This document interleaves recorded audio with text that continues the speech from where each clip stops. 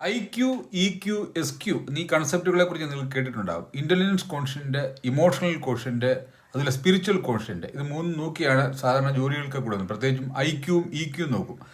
EQവിൻ്റെ ചില ആസ്പെക്റ്റുകൾ, വൈകാരിക പക്വതയുടെ ചില ആസ്പെക്റ്റുകൾ പറയാനാണ്. നമ്മുടെ ബ്രെയിനുകളെല്ലാം റാഷണൽ ബ്രെയിനും ഉണ്ട്, നമുക്ക് അതുപോലെ ഇമോഷണൽ ബ്രെയിനും ഉണ്ട്. റാഷണൽ എന്ന് വെച്ചാൽ ചില കാര്യങ്ങൾ നമുക്ക് അതിൻ്റെ യുക്തി ബോധത്തോടുകൂടി കാണാം, ഒരു കാര്യം ചെയ്യൽ എന്ത് ദോഷമാകും എന്നുള്ള കാര്യം കാണാം. പക്ഷേ ഇമോഷണൽ ബ്രെയിൻ എന്ന് വെച്ചാൽ ചിലപ്പോൾ വൈകാരികമായ ഒരു മുൻതള്ളലിൻ്റെ പേര് നമ്മൾ ചെയ്യുന്ന കാര്യങ്ങളാകും.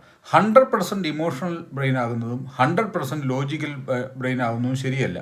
അപ്പോൾ നമ്മൾ ലോജിക്കലി ഡോമിനൻറ്റ് ബ്രെയിനുകളും അതുപോലെ ഇമോഷണലി ഡോമിനൻറ്റ് ബ്രെയിനുകളും ഉണ്ട്. അപ്പോൾ ലോജിക്കലി ഡോമിനൻറ്റ് ബ്രെയിൻ ആകുമ്പോൾ അതിനകത്ത് കുറച്ച് ഇമോഷൻസ് കാണും. ലോജിക്കലി ഡോമിനൻ്റ് ആയിട്ടുള്ള ബ്രെയിൻ ഉപയോഗിക്കുന്നതാണ് അവരാണ് ലോകത്തിലെ ഏറ്റവും സക്സസ്ഫുൾ ആവുന്നതെന്നാണ് പറയുന്നത്. അതുപോലെ ഇമോഷണലി ഡോമിനൻ്റ് ആയിട്ടുള്ളവർക്ക് കുറച്ച് ലോജിക്കൽ ബ്രെയിനെ കാണത്തുള്ളൂ. അപ്പോൾ എപ്പോഴും നമ്മൾ ആയിരിക്കാൻ ശ്രമിക്കേണ്ടതെന്ന് വെച്ചാൽ ലോജിക്കലി ഡോമിനൻ്റ്